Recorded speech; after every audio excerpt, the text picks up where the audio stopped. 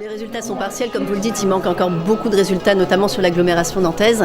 Ce qu'on peut dire à l'heure où nous parlons, c'est que les choses sont indécises. Sur un certain nombre de cantons, la droite et la gauche sont au coude à coude. On sait que ça va se jouer à très très peu de cantons.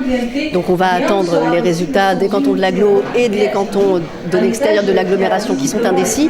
Je crois que ce qui est important de souligner, c'est que cette indécision, cette droite et cette gauche qui sont aujourd'hui au coude à coude dans plusieurs cantons de la Loire-Atlantique, c'est déjà un progrès considérable pour nos candidats de la droite et du centre sur des secteurs où nous étions traditionnellement peu implantés, en tout cas moins que la gauche n'a pu l'être.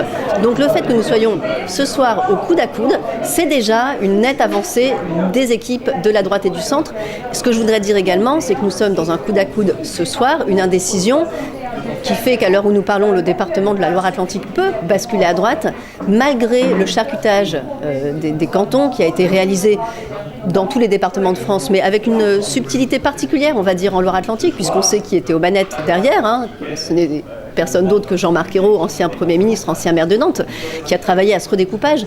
Et ce redécoupage, il avait un objectif, sauver ce qui pouvait encore l'être. Et bien aujourd'hui, en Loire-Atlantique, sur un département traditionnellement implanté à gauche depuis au moins une dizaine d'années, la droite et la gauche sont au coude à coude, et elles sont au coude à coude malgré ce redécoupage qui visait à sauver ce qui peut encore l'être. Donc je trouve que nous avons déjà, en tout cas, nous pouvons déjà constater que la droite et le centre ont bien progressé en Loire-Atlantique ce soir. Et ça, c'est un premier pas vers les régionales ?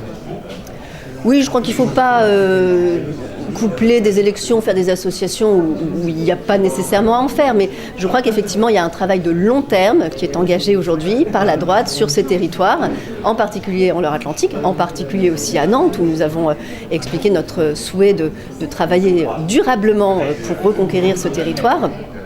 Après, les régionales sont une autre élection, les enjeux sont différents, mais évidemment, on ne peut que se réjouir en Loire-Atlantique de cette progression de la droite et du centre.